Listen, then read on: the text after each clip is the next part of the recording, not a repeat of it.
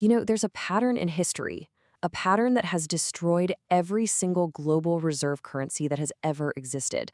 Not most of them, every single one. And today, we're going to walk through exactly what that pattern is and see where the US dollar fits into the picture. So, let's just start with the biggest question of all, the one at the very heart of the global economy. Can a world reserve currency, the top dog, actually last forever? Is that even possible? Well, if you ask history, the answer is a loud and clear no. Over the past 600 years or so, four major powers have had their currency at the top of the food chain. We're talking about the Portuguese real, the Spanish dollar, the Dutch guilder, and of course, the British pound. Every single one of them rose, and then they fell. They all thought, hey, this time is different, and every single time they were wrong. Okay, so here's our game plan for this explainer. First, we're going to break down the unbreakable pattern itself. Then, we'll trace the whole life cycle of a reserve currency, the rise to power, the slow slide into living on credit, and the end game. And then, the most important part, we'll talk about what all this actually means for you and your wallet. Now, here's the thing you've got to get. This isn't some kind of crystal ball prediction or a vague prophecy. It's a recurring cycle based on math and economics. It's a sequence of events that has played out almost like clockwork for centuries. So, when we say reserve currency, what are we even talking about? Well, think of it as the plumbing of the entire global financial system. It's the currency that central banks all over the world stockpile. It's what oil and other big commodities are priced in. It gives the country that prints it something called exorbitant privilege. I mean, just imagine being able to print paper to buy real cars, real electronics, and real oil from other countries. It's the ultimate economic superpower.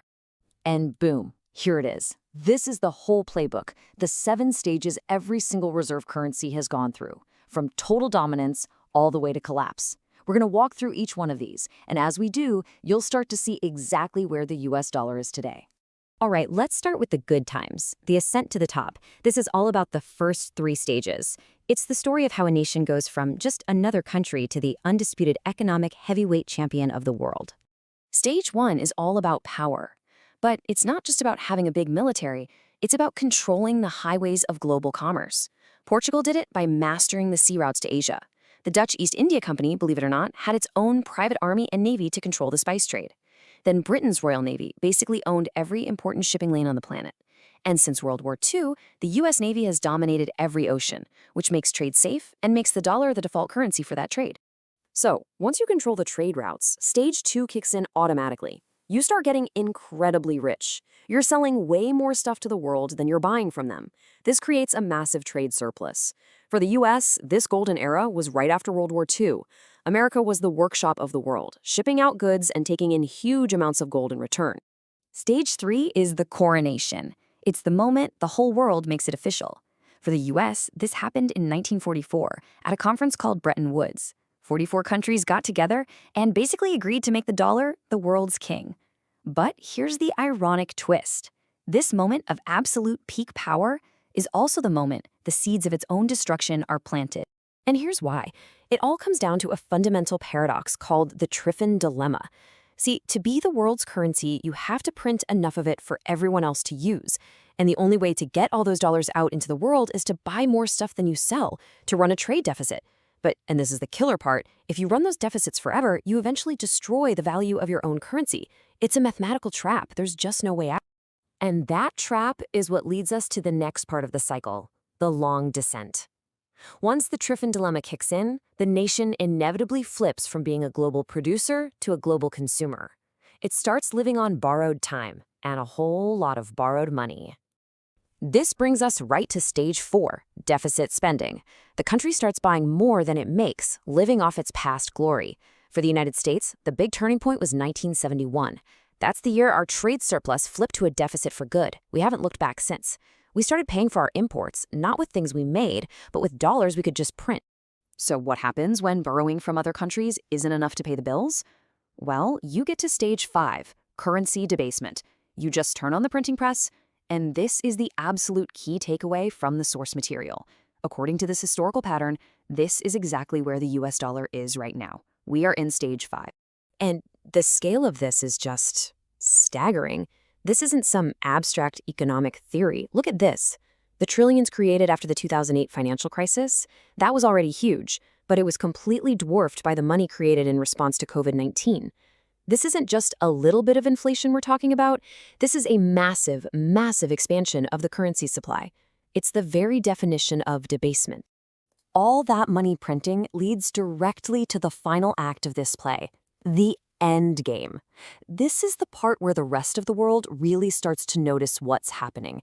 They see the debasement, they start to lose faith, and they begin actively looking for the exits. And you can literally see this loss of faith in the data. Back in the year 2000, the US dollar made up about 72% of all the foreign reserves held by central banks. Fast forward to 2024, and that number's down to 58%. It's not a cliff dive, but it's a slow and steady walk away from the dollar. That 14-point drop represents trillions of dollars looking for a new home. This growing doubt leads us to stage 6, where the world's search for an alternative goes from a theoretical discussion to a real-world project. And look, these aren't things that might happen in the future. They are happening right now. China and Russia are buying gold by the ton. The BRICS nations are openly talking about a new currency for trade. Saudi Arabia is now selling oil to China and getting paid in Chinese yuan. These are all signs that countries are actively building off-ramps from the dollar system. And finally, we get to stage 7, replacement. Now, this doesn't happen at a big, fancy conference like Bretton Woods did. History shows us it's usually a messy, chaotic process where the global market just sort of organically abandons the old currency for whatever comes next. And the source material points out that this time, there's no single obvious successor waiting in the wings, which could mean a really volatile transition to a world with multiple competing currencies. And this timeline, well, this puts everything into really stark perspective. Just look at the lifespans.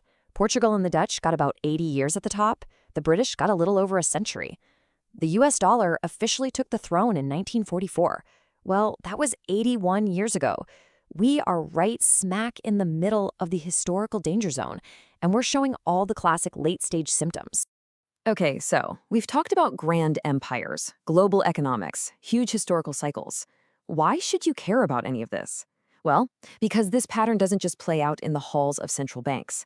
It plays out directly in your bank account, in your retirement savings, and every time you go to the grocery store. Here's where it gets real. Since just 2020, all that money printing we talked about in stage 5, it's caused the dollar to lose about a quarter of its purchasing power.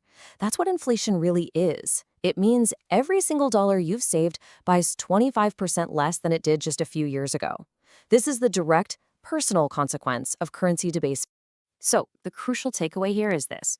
Understanding this pattern gives you a completely new way to look at things. It suggests that maybe holding all your wealth in a single currency isn't the safe bet we've been taught to believe it is. It really highlights the idea of diversifying into real assets, things that hold their value no matter which currency is on top. And it gives you the key things to watch. What are central banks doing? What new trade deals are being signed? And what's the price of gold doing? And just remember, this isn't a political argument about who's in charge. It's a mathematical one. And that leaves us right here with the ultimate question. The historical pattern is crystal clear. The timeline is undeniable. The dollar is deep into the cycle, showing all the signs. 4 other empires have walked this exact same path. So as we stand here today, looking at all of this, the only real question left to ask is, will this time really be different?